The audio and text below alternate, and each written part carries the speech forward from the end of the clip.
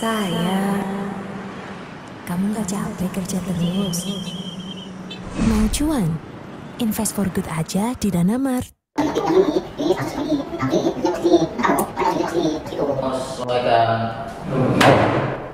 Kamu udah semester akhir.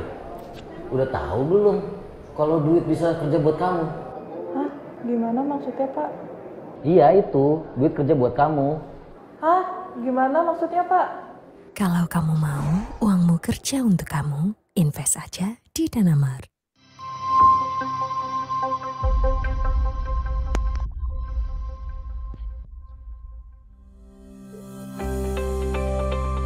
Danamart merupakan securities crowdfunding pertama di Indonesia berfokus pada konsep ESG atau Environmental, Social, and Governance yang berkomitmen penuh mendukung gerakan global sesuai dengan tujuan pembangunan berkelanjutan.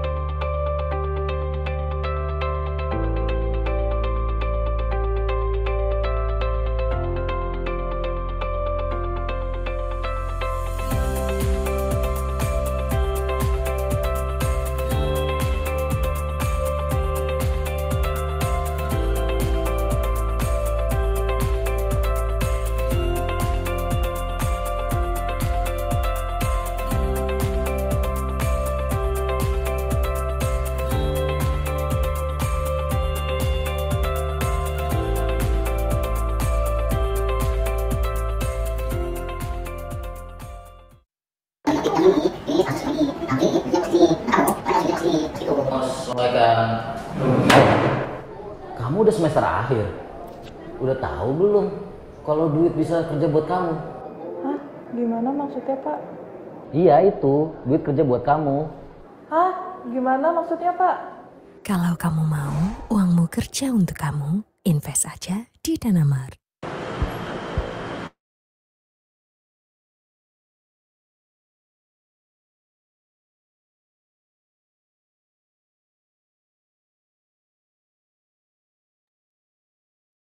Oke, selamat malam teman-teman.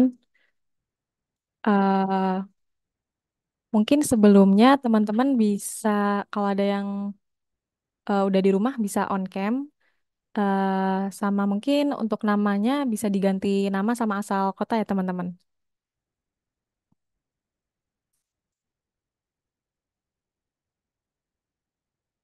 Oke, eh ya, Kak Andri bisa namanya diganti, eh diganti di partisipan Kak. Digantinya Andri Strip Bandung gitu ya. Baik, selamat malam teman-teman yang udah bergabung di webinar ini. Sebelumnya saya mau ucapin terima kasih ya atas antusiasme teman-teman nih, malam-malam setelah pulang kerja masih semangat buat join webinar ya. Mungkin teman-teman kalau kalau ada yang udah pulang di rumah bisa on cam ya, atau masih di jalan nih kira-kira. Oke, baik, di rumah siap Kak Andri. Eh, Mungkin sebelumnya kita kenalan dulu aja ya. Izin off cam Kak, masih perjalanan. Oke Kak. Oke Kak Lian. Baik, sebelumnya kita perkenalan dulu ya. Perkenalkan, nama saya Sally, saya CRM di Danamart. Dan saya akan menemani teman-teman di sini sebagai moderator ya selama webinar berlangsung ya. Hari ini kita bakal bahas topik yang super menarik, yaitu menjadi petani bunga di tengah gejolak ekonomi. Mungkin sebelumnya teman-teman sempat bingung nih, petani bunga tuh apa ya, gitu ya. Jadi saya izin menjelaskan sedikit terkait petani bunga sendiri. Kalau dalam konteks investasi, petani bunga ini dipakai untuk menggambarkan seseorang yang dengan sabar dan teliti eh, menanam modal atau investasi mereka dengan harapan dapat profit untuk jangka panjang. Jadi sama seperti petani bunga yang merawat tanaman bunganya agar tumbuh baik dan menghasilkan bunga yang indah. Nah, seorang investor ini memilih investasi yang tepat dan mengelola portofolionya untuk mencapai keuntungan. Jadi kalau dikaitkan dengan securities crowdfunding atau SCF sendiri, petani bunga ini adalah investor yang mencari alternatif investasi yang lebih menguntungkan daripada produk lain, misalnya kayak deposito, dengan harapan dapat hasil yang lebih tinggi melalui investasi di proyek-proyek yang didanai secara kolektif. Gitu teman-teman. Jadi nanti kita akan mendengar langsung dari pembicara kita, ada Mbak Cindra sebagai Head of Marketing Danamat, eh, yang memiliki banyak sekali pengalaman dan insight keren di bidangnya. Sebelumnya saya izin membacakan profil dari Mbak Cindra sendiri. Kalau saya izin share screen.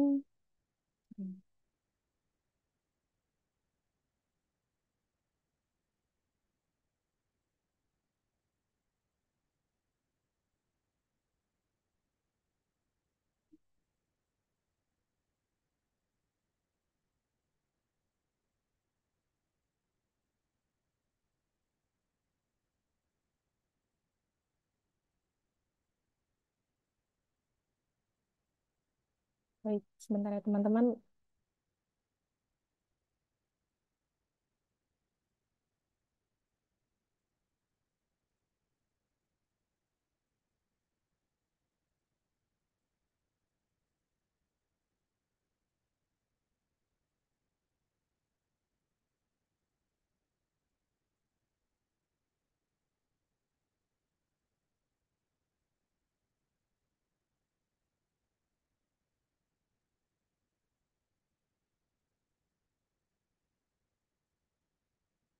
Mungkin Mas Farhan boleh minta dibantu share screen.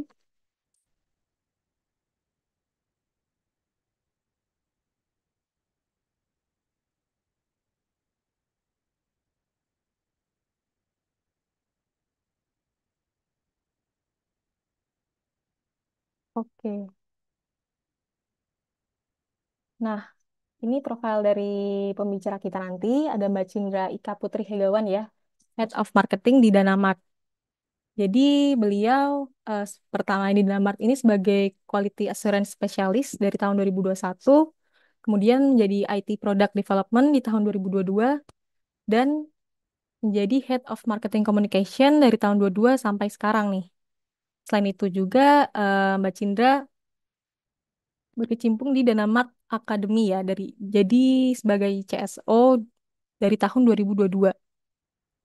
Untuk eh, sertifikasinya dan di Mbak Cindra sendiri ada Skill Academy by Ruangguru, Certification of Excellence dalam Product Manager tahun 2022, kemudian menjadi Magister Manajemen di BINUS Business School di tahun 2022, dan menjadi pendamping UMKM Badan Nasional Sertifikasi Profesi BNSP tahun 2022.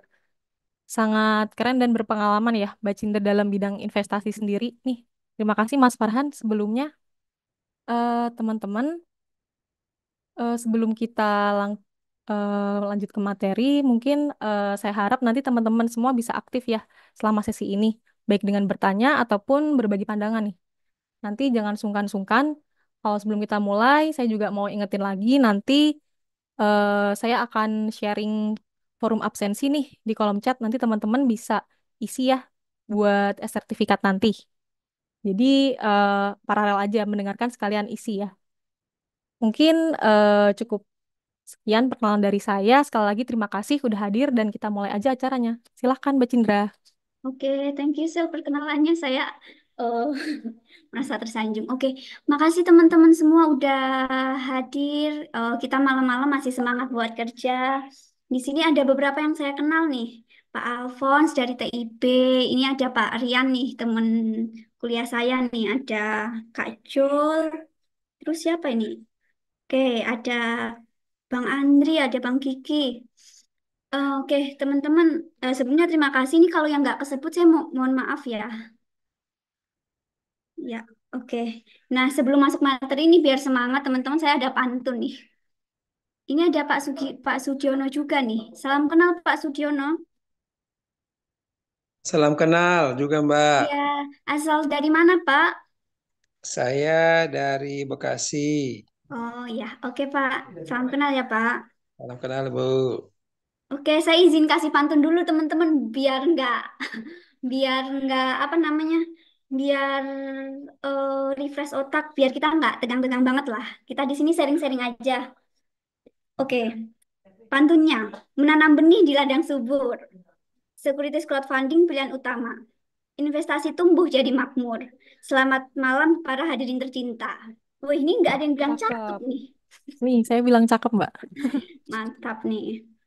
Oke, teman-teman boleh kenal cakep. Oke, Bang Andri. Teman-teman boleh kenalan dulu dong sebelum masuk materi. Ini dari mana aja nih kira-kira? Biar aku bisa tahu juga nih. Saya sambil share screen materi ya. Ini sebenarnya saya deg-degan nih dilihat sama Bapak Ibu nih. Karena kalau saya lihat profilnya nih, ini em,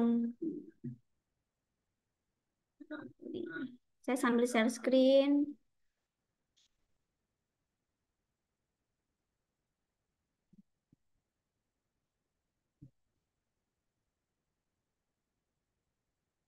Share screen aku udah kelihatan belum, Pak? Ya, udah, Mbak. Oke, thank you teman-teman. Udah kelihatan ya. Ini biar kita nggak lama-lama. Kita langsung mulai aja. Nah, ini teman-teman di sini kita sering-sering aja karena bukan saya yang paling hebat membawakan materi ini karena kebetulan kita baru bikin e-book terkait petani bunga, jadi saya membawakan materi ini. Kita sambil sharing aja, barangkali ada ilmu yang lebih teman-teman kuasai, nanti bisa kita sambil sharing-sharing di sesi Q&A. Nah, sebelumnya ini kita judulnya menjadi petani bunga di tengah gejolak ekonomi. Lah, tadi petani bunga udah dijelasin nih, petani bunga tuh apa sih? Kenapa identiknya menamakan petani bunga oleh Kak Sally. Ini karena masih muda saya ngomongnya Kak Sally nih. Nah, cuma teman-teman ini kira-kira tahu nggak kenapa gambar petani bunga kita gambarnya cewek cantik nih kira-kira? Ada yang pernah nonton film Crazy Rich Asian nggak kira-kira? Mungkin boleh chat di kolom komentar. Ada yang pernah nonton film ini nggak? Ini karena kita terinspirasi dari sebuah film nih. Atau belum pernah ada yang nonton? Pernah. Oh, Mas Andri pernah. Yang lainnya pernah nggak? Atau cuma Mas Andri aja yang pernah nih? Oh, Farhan pernah. Ada lagi nggak yang pernah? Oh, Pak Sudiono belum. Ada lagi yang pernah? Pernah atau belum? Kayaknya banyaknya belum ya. Oke, nanti mungkin teman-teman, ini saya sambil admin, ada yang masuk ya, sebentar. Dah. Teman-teman mungkin nanti setelah kita webinar ini sambil searching, apa sih Crazy Rich Asian tuh? Terus ceritanya kayak gimana sih? Nah, cuma mungkin yang perlu saya highlight di sini, kenapa kita memakai filosofi atau gambar dari si Crazy Rich Asian ini. Jadi di dalam ceritanya itu ada seorang wanita itu yang dia itu harus beradaptasi dari yang kehidupannya dulu seperti apa, terus ketemu nih sama seorang, sebenarnya ini ada romansnya, ada komedinya ya. Ketemu nih sama seorang pria yang keluarganya itu keluarga apa ya? Keluarga miliarder. Jadi dia itu harus menyesuaikan nih dari yang tadinya keluarga yang biasa-biasa aja, terus masuk nih ke keluarga miliarder. Dia harus gimana caranya bisa beradaptasi, terus menyesuaikan terkait lingkungannya sekarang. Nah, filosofi ini kita ambil sama terkait petani bunga ini. Jadi kita sebagai seorang investor, kita juga harus bisa beradaptasi nih.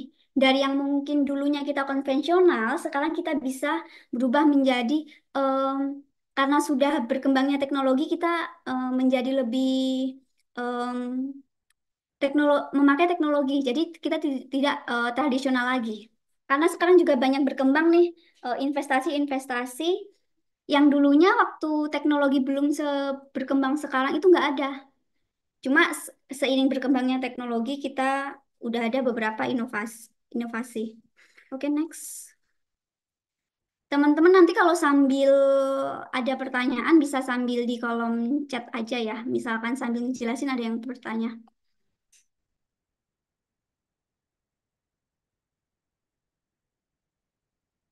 Oke. Atau suara aku putus-putus kah? Tadi kata Farhan katanya sinyalnya kurang bagus. Lancar, Mbak. Oke. Nah, ini saya mau tanya nih ke teman-teman. Kira-kira sekarang Bapak Ibu udah punya investasi apa aja nih sekarang? Boleh bantu di kolom chat biar saya bisa tahu nih profil Bapak Ibu kira-kira udah pernah investasi di mana aja, entah itu reksadana, saham, emas, cryptocurrency. Nah, ini kripto tuh salah satu aset digital kelas baru nih. Reksadana, deposito, entah itu deposito digital atau tradisional, sama airdrop. Emas, dana mat, saham, deposit. Wah, ini Kak Lian nih dari Semarang. Ini cukup aktif investasi ya berarti. Ada lagi? Ada yang pernah investasi di yang selain disebutin?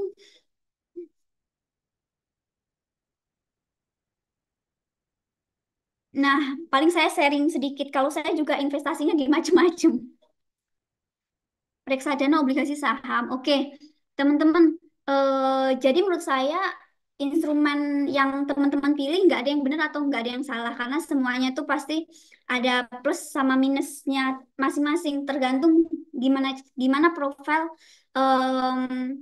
resiko teman-teman entah itu dari segi umur entah itu dari segi psikologis mungkin nanti akan saya bahas sedikit di belakang. Nah, next. Tadi kan berarti beberapa udah ada yang punya saham, reksadana, deposito. Nah, udah bervariasi banget nih.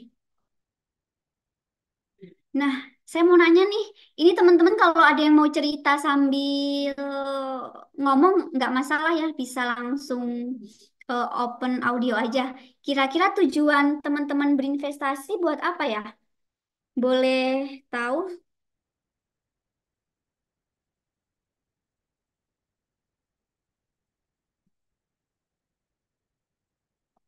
Pasti teman-teman investasi itu ada tujuannya, ada tabungan uang buat hari tua nanti, oke. Ada lagi mungkin alasan lain, jangka pendek, jangka panjang,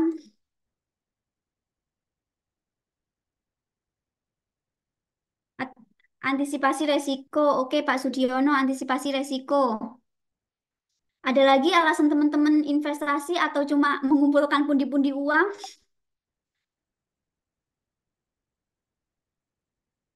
atau pengen beli sesuatu, jadi teman-teman mengumpulkan dari investasi, menekan inflasi, Kak. Oh, mantap nih, Kak Lian. Ini nanti nyambung nih sama yang aku obrolin, Kak Lian. Oke, ada lagi yang mau sharing sama buat modal nikah. Oke, mantap nih Mas Andri. Oke, aku lanjut ya. Nah, kita pasti punya banyak keinginan ya. Karena ini base-nya kita ngomongin finansial, jadi mungkin aku kategoriin keinginannya itu dari segi finansial. Sebagai manusia pasti pengen punya A, B, C, dan E. Nah, mungkin banyak nih yang di pikiran Bapak Ibu atau teman-teman sekalian.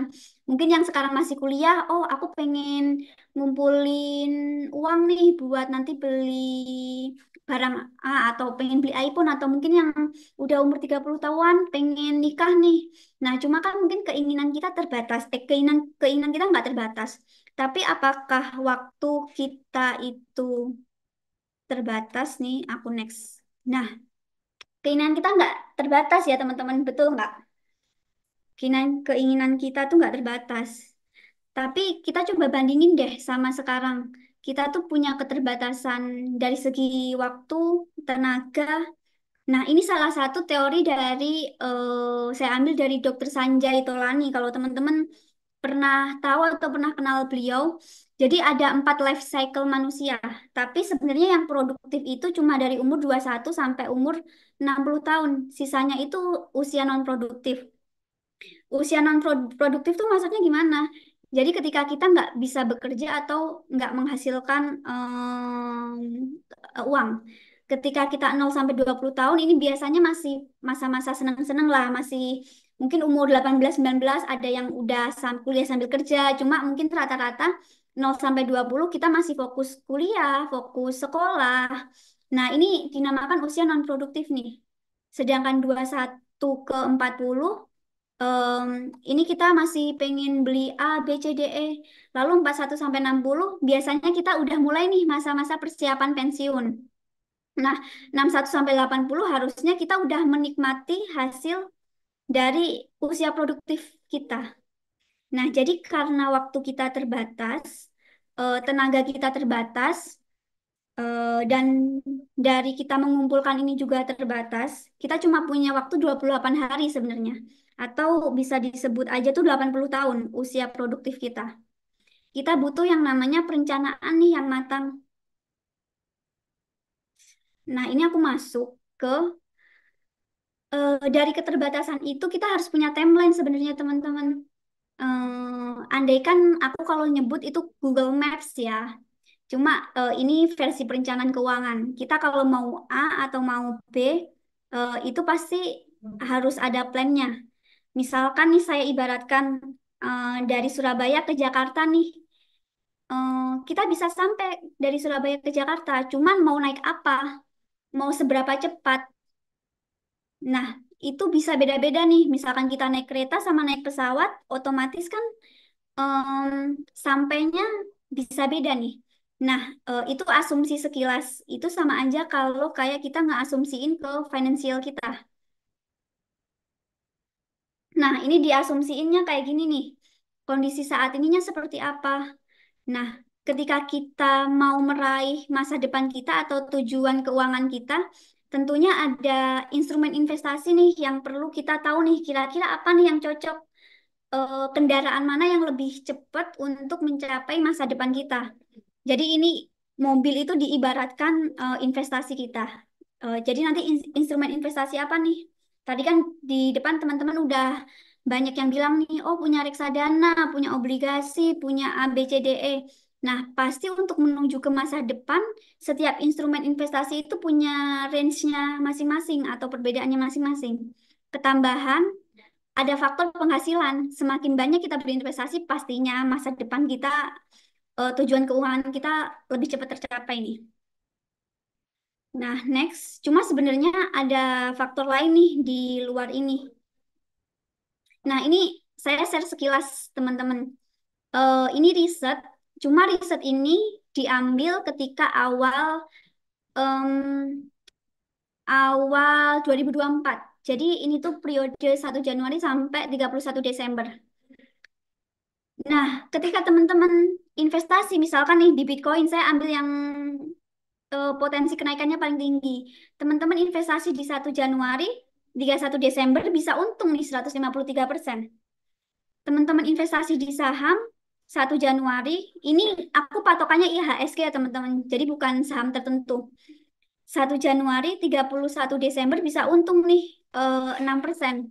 Nah, cuma teman-teman yang harus ingat, setiap instrumen investasi itu pasti ada resikonya masing-masing dan ada ciri khas khusus. Mungkin kalau deposito fixed return ya. Jadi mau investasi kapanpun returnnya akan fix segitu aja. Nah, cuma kalau kita lihat terkait instrumen investasi yang volatil seperti Bitcoin, saham, nah itu bisa naik turun. Ketika saya share data ini, teman-teman, wah ini Bitcoin bisa untung segini. Tapi coba kita lihat sekarang. Nah, ini sekitar seminggu atau 2 minggu kemarin banyak berita yang menunjukkan bahwa IHSG ambruk, turun nih sampai 3,40%. Bitcoin yang tadinya naik sampai 153%, ternyata sekarang turun juga. Saham dunia juga jeblok nih. Padahal di 2023 kalau kita investasi di instrumen tersebut, kita untung.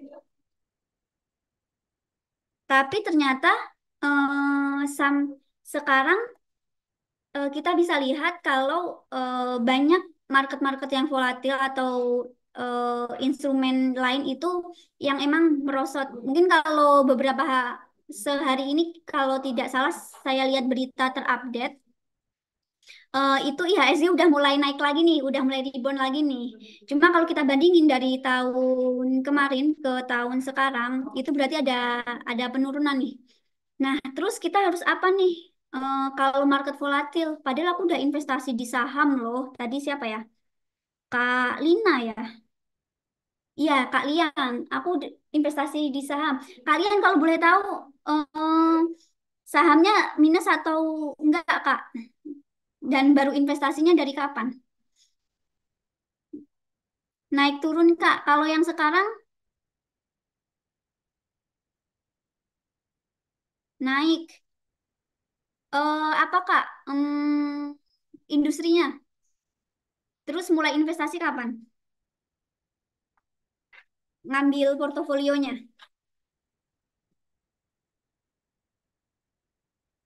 BBRI tahun ini. Oke. Terakhir kemarin naik aku cek, Kak. Oke, mantap, Kak. Kak Lian.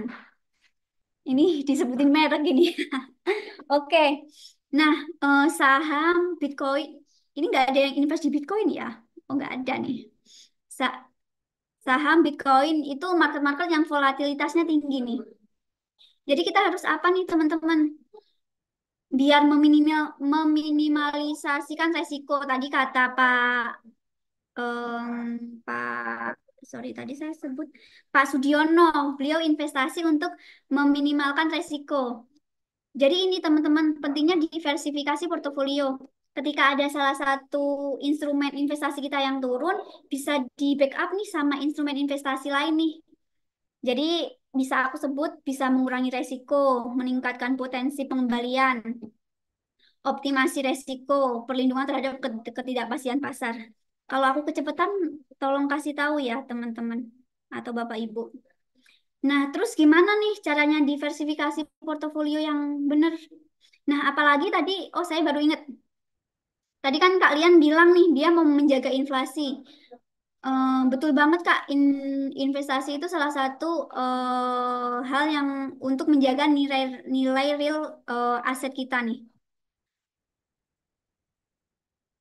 Nah, sebenarnya banyak terkait konsep alokasi investasi. Itu bisa dilihat dari profil resiko kita atau ini saya ambil paling simpelnya aja.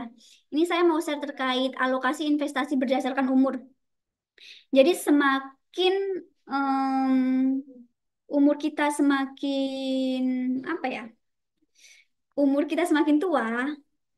Nah, portofolio investasi yang low risk itu harus semakin besar.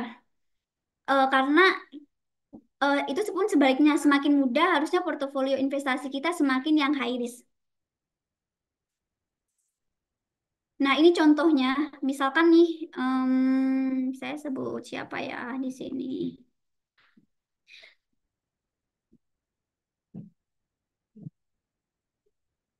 Kak Lian umur berapa Kak Lian? Atau Kak Meilivia umur berapa? Saya mau buat contoh nih. Boleh sebutkah umur? 25, oke, 25. Ini aku kasih range ke 30 aja ya. Nah, misalkan nih, Kak Lian umur 25. Ini aku kasih contoh umur 30. Berarti aset investasi yang low risk itu 30% dari portofolio kalian. Sedangkan untuk yang high risk itu 70%. Nah, kenapa sih harus semakin tua itu harus lebih besar portofolio yang low risk? Karena kita semakin tua kita nggak bisa jangka waktunya tuh lebih pendek untuk mengembalikan kerugian-kerugian kita di masa lalu. Beda dengan masih muda nih, jangka waktunya masih panjang nih. Nah, lalu biasanya untuk orang yang sudah berumur, mereka lebih untuk sistem, untuk menjaga agar asetnya itu nggak turun dari inflasi. Lalu biasanya untuk orang-orang yang mau pensiun itu eh, mereka itu bertahan dari pasif income karena udah aktif income-nya udah habis nih. Tadi masuk ke masa produktif. Sehingga mereka mengandalkan dari pasif income itu sendiri. Nah, oke, next. Nah, karena tadi volatilitas kita tuh lagi bergejolak, entah itu naik atau turun, apalagi sekarang banyak isu-isu ekonomi. Nah, di sini saya mau fokus nih. Kira-kira aset instrumen investasi apa yang volatilitasnya tuh minimal, tapi sebenarnya bisa mendongkrak return dari investasi kita. Nah, di sini saya ada perbandingan beberapa aset investasi dari deposito sama obligasi. Deposito sama obligasi biasanya fixed return ya, teman-teman. Nah, kita bisa lihat di sini. Ini saya asumsikan inflasi kita tuh 3%. Kalau nggak salah yang terakhir tuh inflasi kita 2,5%. Cuma ini saya ambil 3%. Cuma kalau secara rata-rata dari tahun 2012 sampai sekarang itu bisa sampai 4% sih. Nah, ini kita asumsikan inflasi kita tuh 3% dengan deposito yang returnnya itu 5%. Saya ini ambil yang 5% ya teman-teman. Cuma mungkin itu akan beda-beda setiap bank. Atau sekarang untuk deposito digital pun juga ada yang lebih dari 5%. Nah, kita dengan inflasi 3%, potensi keuntungan deposito 5%, ini saya asumsikan kita investasinya 1 miliar. Berapa sih sebenarnya yang kita dapat? Eh, Sebenarnya kita cuma dapat 0,88%-nya. Ini saya udah kurangin dari pajak, tapi belum dikurangin sama biaya lain-lainnya. Nah, mungkin teman-teman jauh lebih tahu, apalagi yang tadi udah pernah investasi deposito. Pasti selain ada pajak, ada biaya lain-lain nih untuk di bank-bank konvensional. Nah, untuk obligasi retail ini saya spesifik ke ORI 25T3. Ini untuk netnya sekitar segini. Korporasi juga sekitar segini. Nah, untuk obligasi securities crowdfunding sendiri, kita rata-rata ada di 16%. Dengan netnya itu, ini bukan net ya teman-teman, jadi masih ada biaya lainnya, 13,97%. Nanti saya jelasin lebih detail. Apa sih sebenarnya securities crowdfunding itu? Nah, cuma biasanya untuk deposito kelebihannya itu paling rendah banget resiko. Jadi ketika teman-teman yang high profile-nya itu low risk, itu cocok banget ambil deposito. Nah, tapi di sini kita mau coba gabungin nih. Gimana caranya dari bunga deposito kita gabungin sama SCF sehingga return teman-teman tuh jauh lebih tinggi dari bunga deposito itu sendiri. Jadi kita di sini mau ngegabungin antara stabilitas deposito sama potensi keuntungan SCF. Nah, ini asumsi aja ya. Ini misalkan deposito, ini securities crowdfunding. Jadi dari deposito ke securities crowdfunding ini digabungin jadi ada keuntungan gabungan. Nah, asumsinya kita investasi 1 miliar. Terus potensi keuntungannya 5% dari 1 miliar itu 50 juta. Ini saya asumsikan per tahun. Jadi per tahunnya dapat 5%. Kalau teman-teman punya uang 1 miliar, diinvestasiin semua ke deposito, mentok nih, cuma dapat 5%. Tapi gimana kalau keuntungan dari deposito itu kita investasi ini ke SCF, itu akan nambah 0,8%. Jadi nggak ambil dari uang pokok teman-teman ya. Uang pokok yang 1 miliar itu enggak, tapi dari keuntungan si deposito itu. Kalau kita investasiin ke SCF itu akan naik 0,8%. Jadi yang tadinya cuma 5% jadi 5,8%. Nah, itu kalau kita pakai sistem bunga berbunga. Nah, ini saya analogikan yang kecil aja pakai 20 juta. Nah, misalkan teman-teman ini punya uang 20 juta nih. Terus kita bandingin 70 banding 30 sama 50 banding 30. Nah, kalau 20 jutanya teman-teman investasiin semua ke deposito, itu cuma akan 5% nih. Tapi kalau teman-teman kombinasi ini, oh 70-nya ke deposito, 30-nya ke SCF bisa sampai 8,3%. Nah, ini perbandingan juga misalkan 50 banding, sorry ini 50 banding 50 ya teman-teman. 10 juta. Itu kalau teman-teman investasiin 10 juta dapatnya 500.000. Ini belum belum fix ya teman-teman. Sorry, belum net maksudnya, belum dikurangi pajak, belum dikurangi biaya lainnya. Itu bisa akan dapat 10,5%. Nah, metode ini juga teman-teman bisa kombinasi ini dengan instrumen investasi-investasi lain, mau saham, mau reksadana itu bisa. Karena tadi yang perencanaan keuangan ternyata ada faktor X nih yang nggak masuk. Nah, ini rangkuman aja sih terkait perbandingan tadi kalau misalkan deposito berapa, obligasi ACF berapa. Nah, kenapa di sini judulnya Imbal Hasil Petani Bunga di Era Digital melalui Welltech dan Amat. Jadi teman-teman kalau mungkin yang udah menjadi investor dan amat, kita tuh ada WA chatbot. Nah, di situ teman-teman bisa langsung investasi melalui WA chat tanpa ke platform. Oke, kita masuk. Emang securities crowdfunding tuh apa sih? Nah, gampangnya securities crowdfunding itu platform yang mempertemukan pemodal-pemodal dengan pemilik usaha. Jadi Danamat ini sebagai agregatornya atau sebagai penyalurnya. Sebelumnya teman-teman di sini ada yang udah tahu peer-to-peer lending kah?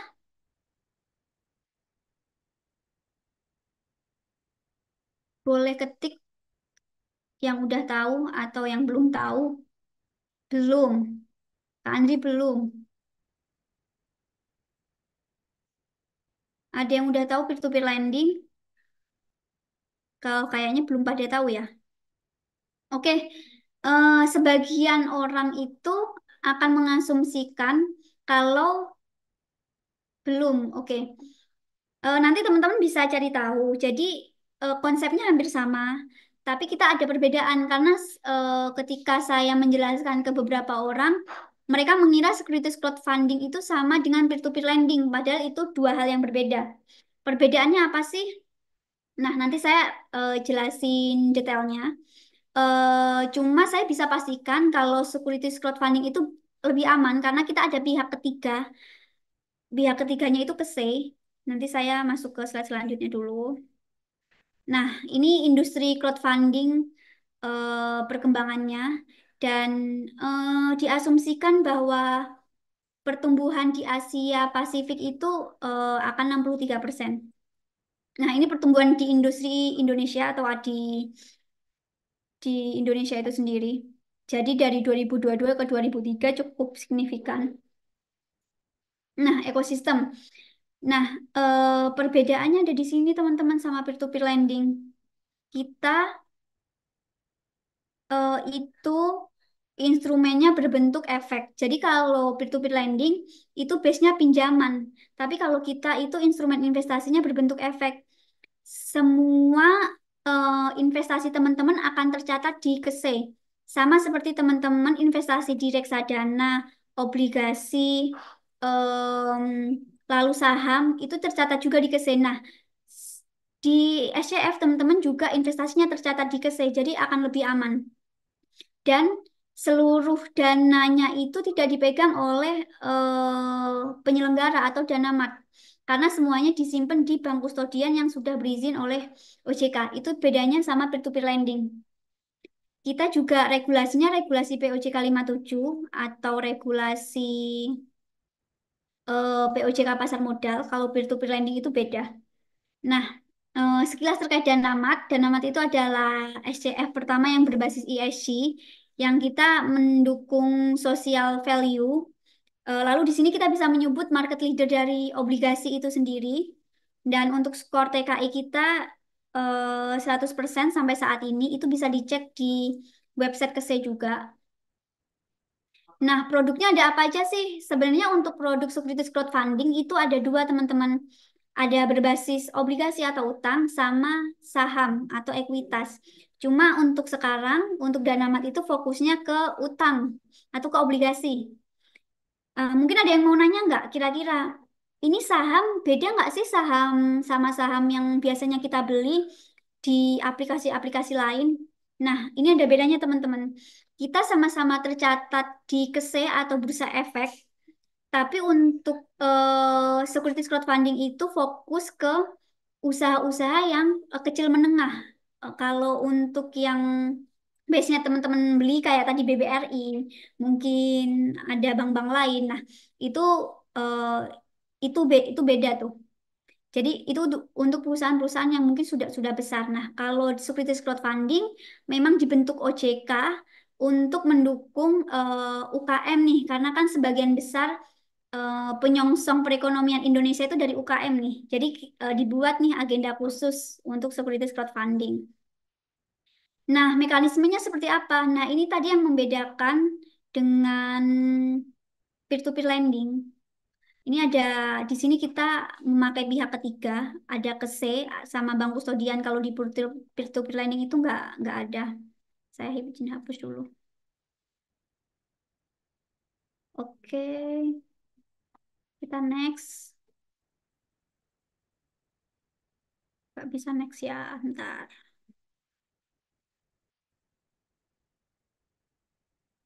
Nah, ini beberapa aturan dari OJK untuk agar investor itu aman nih berinvestasi di penyelenggara seperti crowdfunding. Tentunya harus berizin OJK.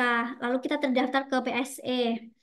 Lalu untuk kita juga punya SDM yang memang khusus nih untuk analisa keuangan dan IT. Next.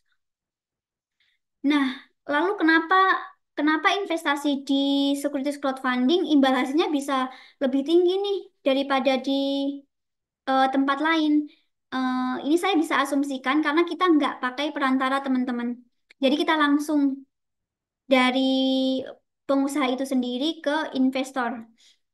Nah, ada alasan lainnya nggak? Nah, ada teman-teman karena kita ambilnya dari sini. Kenapa kita bisa ambil return atau imbal hasil yang tinggi? Karena kita dari SCF ambilnya dari segi UKM itu kita ambil dari perusahaan yang life cycle-nya tuh masih early stage. Jadi ketika mereka bertumbuh, keuntungannya pun juga akan besar. Nah, biasanya perusahaan-perusahaan yang early stage ini hanya bisa dibiayai oleh pemodal institusi atau mungkin pemodal yang punya banyak uang nih.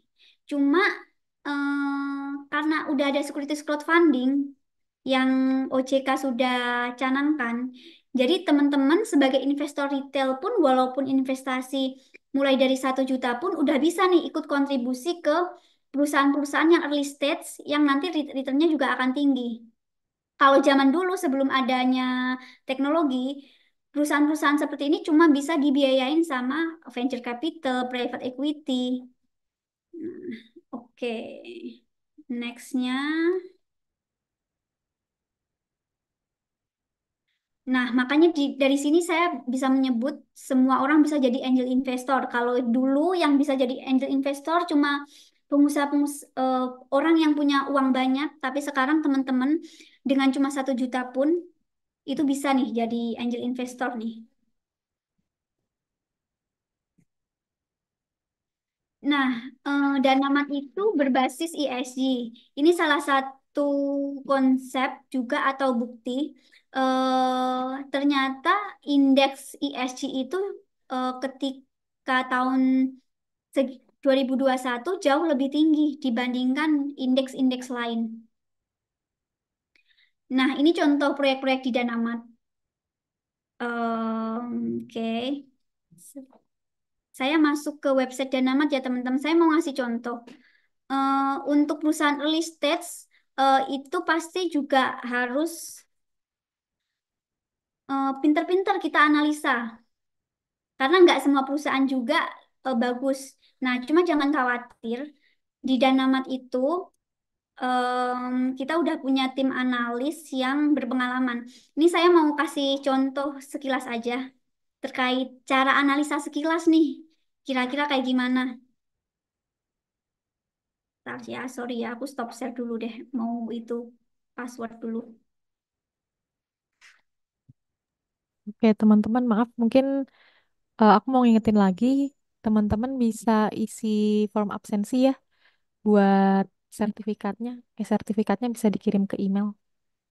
Untuk forum absensinya itu udah saya kirim di kolom chat ya. Bisa dicek. Terima kasih.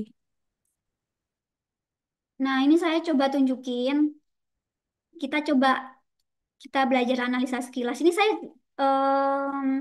ini dari tim Danamat sudah dianalisa. Nah, nanti saya kasih lihat detailnya kalau teman-teman misalkan mau analisa tuh seperti apa sih? Bentar, sebentar ya, saya mau sambil saya ambil random ya.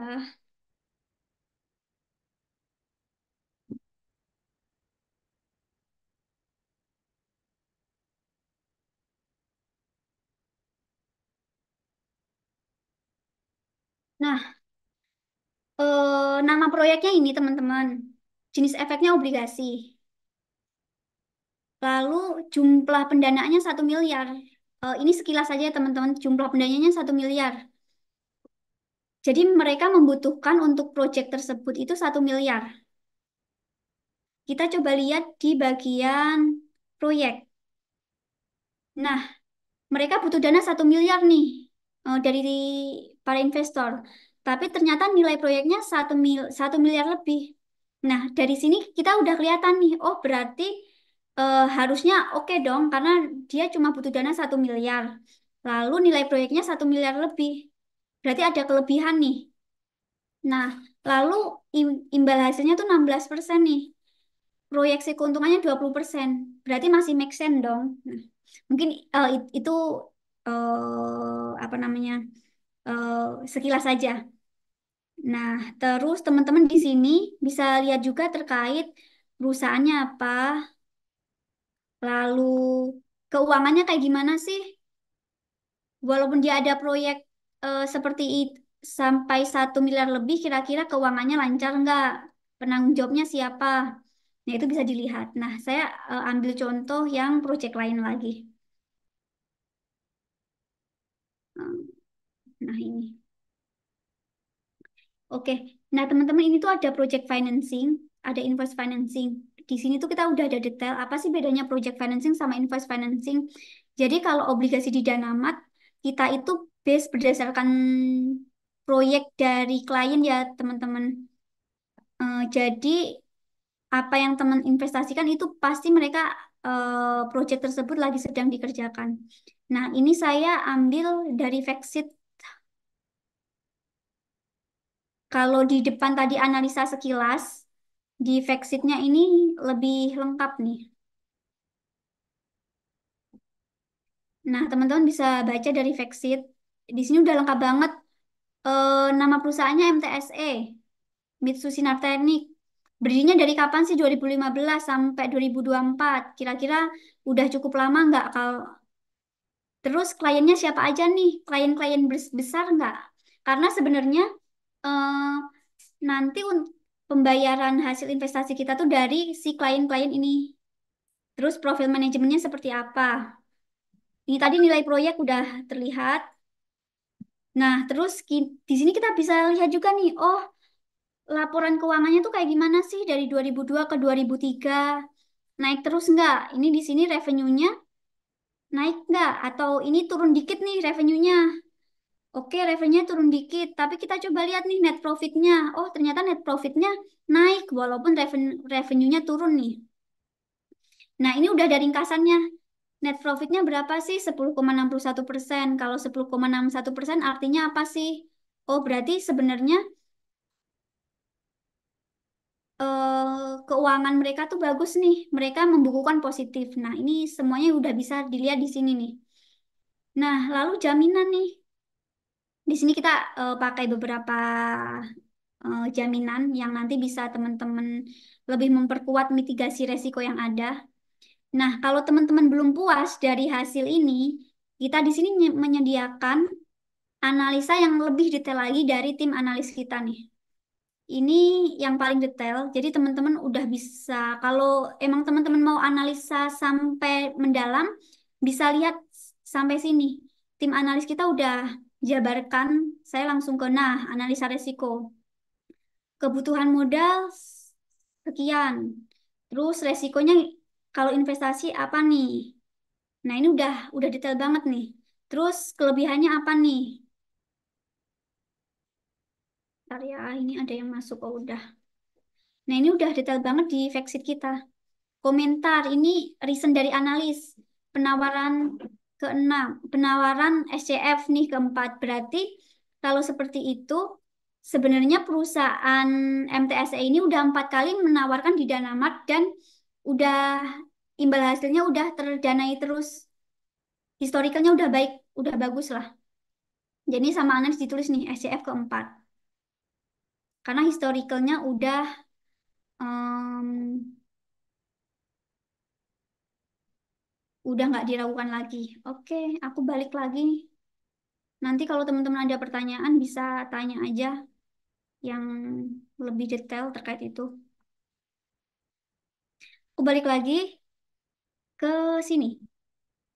Nah, di Danamat itu dari awal kita mengusung konsep keberlanjutan. Jadi ketika teman-teman investasi sebenarnya juga berkontribusi nih sama negara kita itu sendiri dan peduli ke sesama karena kita mempunyai planning nih untuk keuntungan dari biaya layanan akan sebagian disumbangkan ke platform-platform tertentu atau ke yang membutuhkan. Oke, next. Nah, teman-teman ini kalau misalkan nanti mau baca lebih detail terkait petani bunga, nanti teman-teman bisa chat aja customer service kita atau bisa ke CRM kita ke Sally untuk mendapatkan booklet ini. Ini gratis teman-teman dibagiin. Nah, udah Q&A. Barangkali ada yang tanya nih. Atau ada yang sharing silahkan. Oke, terima kasih ya Mbak Cindra atas materi yang telah disampaikan. Cukup berdaging ya. eh, dari mulai pembahasan perbandingan dengan instrumen lain, ada diversifikasi portofolio, alokasi investasi berdasarkan umur, penggabungan stabilitas deposito dengan potensi keuntungan SCF, sama pengenalan dana mart sebagai SCF. Mungkin teman-teman di sini kalau masih ada yang bingung atau yang mau ditanyakan, silahkan bisa raise hand atau bisa langsung menyalakan mikrofonnya ya. Oke, mungkin saya bacakan ada pertanyaan dari Kak Andri nih. Di Danamart investasinya minimal apakah masih 100.000?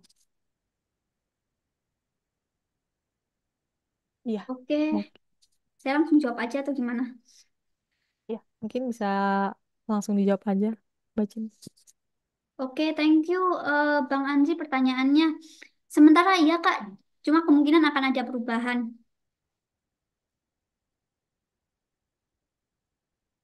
eh ini ada pertanyaan lagi dari Kak Lian. Kak, tadi sempat disinggung kalau semakin tua disarankan untuk ambil saham yang low risk. Kira-kira alasannya apa ya, Kak? Oke, thank you Kak Lianita pertanyaannya ini Kak Lianita kayaknya investor sejati ini tadi udah banyak aset instrumen investasinya nih. Oke, mungkin saya itu ya, ituin dulu ya, bukan saham low risk maksudnya, tapi instrumen investasi yang low resiko. Kalau saham itu termasuk instrumen investasi yang high risk. Kalau yang low risk itu deposito obligasi yang returnnya itu volatilitasnya tuh nggak bergejolak. Kalau kayak Bitcoin, terus saham itu high risk berarti. Nah, lalu kenapa sih semakin tua itu disarankan yang low risk? Nah, tadi sempat disinggung sedikit. Nah, reasonnya ini saya coba ulangi lagi. Jadi, kalau semakin tua itu, eh, saya kalau nyebut semakin tua itu agak enggak agak enggak enak nih. Semakin berumur kali ya. Kalau semakin berumur itu, untuk dia meminimalisasi atau untuk dia ngembaliin, misalkan nih kalian umur berapa ya? Umur 50. Nah, ketika portofolionya lebih banyak ke high risk, padahal umur 50 itu kalian kemungkinan besar pendapatan aktifnya itu udah rontok nih, udah nggak ada nih. Jadi cuma mengandalkan pendapatan pasif. Nah, ketika kalian hanya mengandalkan pendapatan pasif, eh, pendapatan pasif itu kayak kita nggak harus bekerja, tapi kita dapat apa ya? Kita dapat imbal hasil dari investasi atau misalkan kita punya kos-kosan, terus tanpa tanpa bekerja kita dapat uang masuk terus lah. Pokoknya kita nggak harus bekerja, tapi kita dapat uang terus. Itu yang pasif. Nah, biasanya semakin kalau umur-umur mau dekat-dekat pensiun atau udah pensiun, itu akan ngandelin dari pendapatan pasif. Nah, ketika nanti Kak Lianita mengandalkan pendapatan pasif untuk investasi high risk, eh, nanti untuk kebutuhan gimana ya? Nanti untuk kebutuhan sehari-hari kan itu sebenarnya untuk kebutuhan sehari-hari pun kalau kalau volatilitasnya tinggi itu minus nanti lebih ke nggak ada nggak ada keuntungan. Jadi Kak, jadi psikologisnya pun juga akan ngaruh nih untuk kebutuhan sehari-harinya nggak ada. Kebayang nggak ya Kak Lian? Atau bingung nih? Sebentar, saya cari kata-kata yang enak didengar nih. Typing kah itu sebentar? Ya. Kalian bilang, oh I see Kak, thanks ya. Jelas atau bingung, Kak? Kalau bingung, bilang aja, Kak. Kalau bingung bisa bilang Kak, biar dijelasin lagi sama Kak Cindranya. Paham Kak? Oke. Oke. Kalau kalian masih umur 25, itu cocok kalau lebih kebanyakan ke high risk. Cuma kita lihat juga profil resikonya juga ya, Kak. Kadang-kadang ada yang walaupun umur kita masih muda, tapi kalau profil resiko kita tuh low risk, itu misalkan nih, kalau kalian lihat saham minus 3% aja udah bingung nih. Nah, itu nanti akan ngaruh juga ke pengambilan keputusan nih. Kecuali kalau emang profil resikonya udah high risk, mau lihat minus berapa persen pun di Bitcoin, di saham, itu harusnya udah kuat mental nih. Karena nanti ketika profil resiko kita low risk, terus kita ambil aset-aset high risk yang banyak, sebenarnya aset kita masih bisa naik, tapi karena kita udah nggak tahan nih, karena profil kita low risk, malah kita malah kita jual nih. Padahal kalau ditahan 1 tahun itu masih bisa untung, misalkan ya itu. Oke, ada yang mau tanya lagi nggak? Oke, mungkin ini saya bacain lagi dari Kak Valentino. Kalau terjadi gagal bayar gimana Kak? Oke, thank you Kak Valentino pertanyaannya. Ini biasanya memang banyak ditanyakan nih.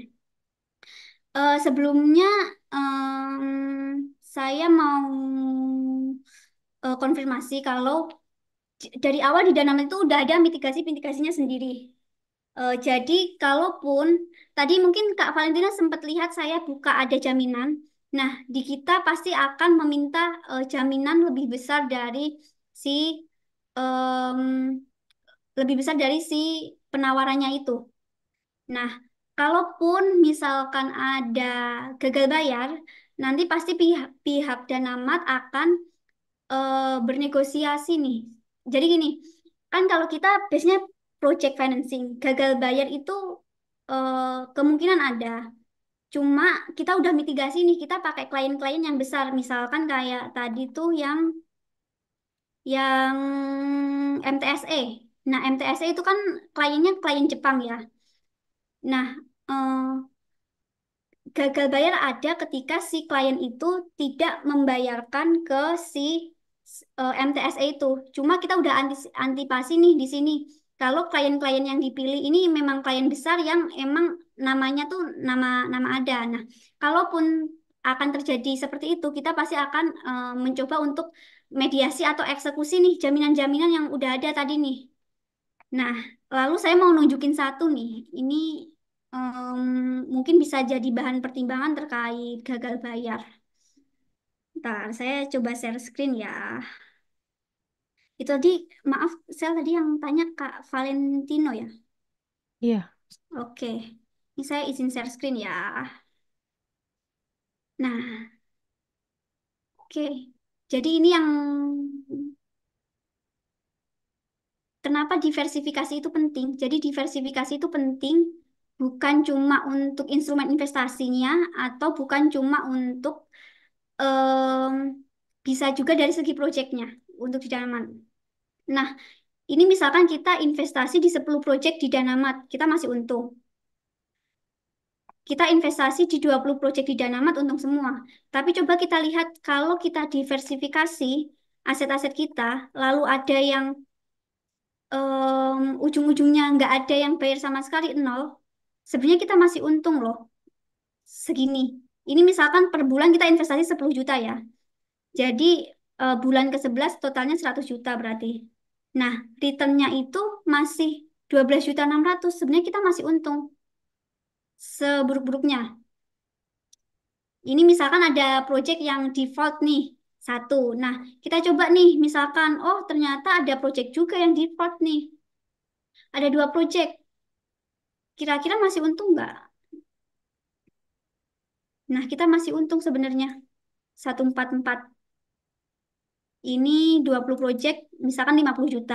Ini teman-teman kalau mau Excel-nya nanti juga bisa di-share ya. 900 juta, kita masih untung 144.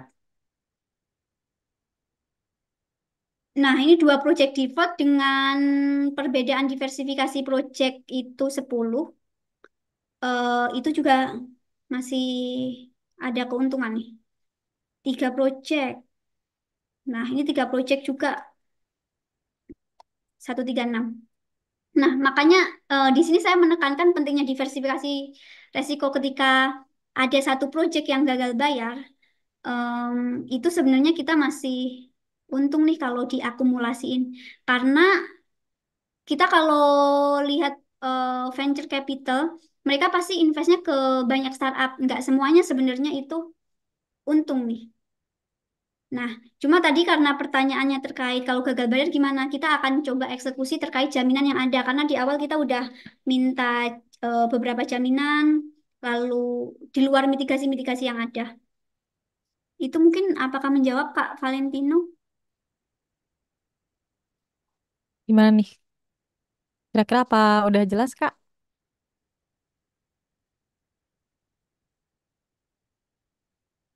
Kak Valentino ya. Oh, ini dari Pak Alfon nih, saya baru baca. Oke, sudah Sekedar paham. saran, minimal investasi jangan cepat-cepat dinaikkan, Mbak Cindra. Oke, siap Pak. Saya note.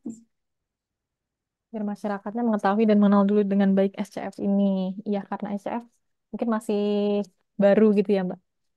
Iya, betul. Oke, mungkin teman-teman yang lain kalau misalnya masih ada pertanyaan, bisa ditanyakan. eh Mungkin sembari menunggu sama teman-teman bisa isi absen lagi ya. Saya ingatkan lagi untuk isi absensi ini saya kirim lagi di kolom chat buat sertifikatnya ya. eh Mbak Cindra mungkin kalau misalnya minta linknya Kak tadi kepental gara-gara sinyal. Oke, udah saya kirim Kak barusan.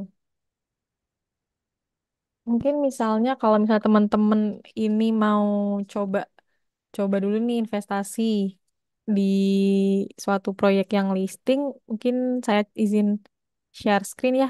Saya mau infoin aja kalau untuk saat ini tuh ada proyek yang listing di Danamat, itu ada dari ASA, proyek pengadaan material industri untuk perusahaan Jepang. Ini yang listing di Danamat dengan nilai penawarannya 200 juta. Kalau misalnya teman-teman mau coba ngelihat background dari perusahaannya, bisa yang kayak tadi Mbak Cindra jelaskan ya, bisa ngecek di fact sheet-nya, di informasi penerbit proyek, bisnis, keuangan, dan penanggung jawabnya. Kurang lebih seperti itu teman-teman. Nanti kalau misalnya masih ada yang bingung atau pengen daftar nih, masih nggak tahu caranya gimana, nanti bisa banget hubungin aku di nomor WA yang udah aku share nih. Ini aku izin share lagi ya. Jadi kalau misalnya setelah eh, webinar ini selesai, terus tiba-tiba baru ada pertanyaan dari teman-teman, juga bisa langsung hubungin nomor saya ya. Ini saya kirim lagi. Oke, mungkin waktunya juga udah udah cukup lama ya diskusinya. Mungkin teman-teman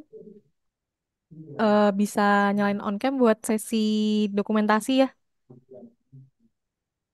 Iya, buat sesi dokumentasi mungkin bisa on cam dulu nih teman-teman. Kak Nathaniel, bisa Kak Widamai, Kak Wali, Kak Farhan bisa on cam, Kak Mai Livia.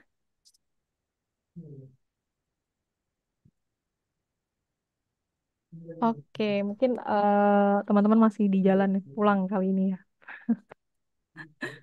Wah, ini aku jadi tahu nih muka Kak Lianita nih. Masih muda, masih muda 25 tahun. Oke, saya izin foto ya, screenshot. Satu, dua, tiga. Oh, ada Pak Patrick juga. Satu, dua, tiga. Oke, Mbak Cindra ini mungkin mau menunggu dari Pak Patrick. Ada yang mau disampaikan atau sudah? Udah. Feli, terima kasih. Cindra, terima kasih. Selamat malam, teman-teman. Salam cuan.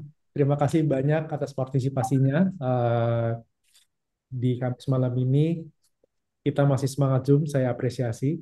Em, Semoga Kemai akan membuat webinar ini menjadi reguler. Silakan invite dan silakan juga join. Ini adalah prospek yang sangat bagus. Bagaimana kita bisa riding the momentum. So far, selama Dana Mart mendapatkan izin SCF sampai dengan sekarang, kita mempunyai track record yang flawless. Jadi kita punya 100% tingkat keberhasilan. Dan rata-rata dari investor kita itu mendapatkan imbal hasil net itu 12,8% per tahun.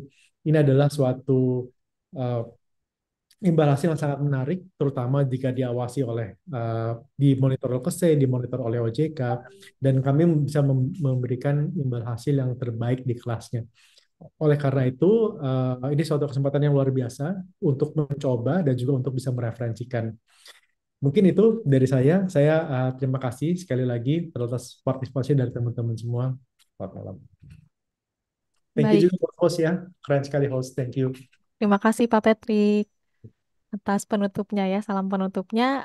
Mungkin teman-teman, sekali lagi saya juga mengucapkan terima kasih yang udah join dan aktif ya dalam webinar hari ini. Semoga apa yang kita bahas tadi bisa bermanfaat ya dan memberi teman-teman insight baru nih. Jangan lupa untuk tetap stay connect sama kita. Nanti kalau misalnya ada pertanyaan bisa hubungin ke saya lagi.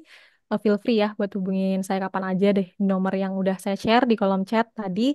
Nanti kita juga akan share rekaman webinar ini di YouTube Danamart. Nanti teman-teman bisa cari aja Danamart di YouTube ada sama nanti untuk sertifikatnya nanti segera saya kirim di email teman-teman yang terdaftar ya, yang udah isi absensi. Nanti yang belum juga saya follow up lagi.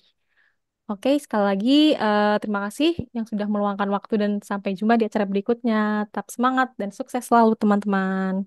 Thank you semuanya. Thank you Selamat Okta. malam. Salif, selamat Selamat malam, terima kasih. malam. Sama-sama, Kak.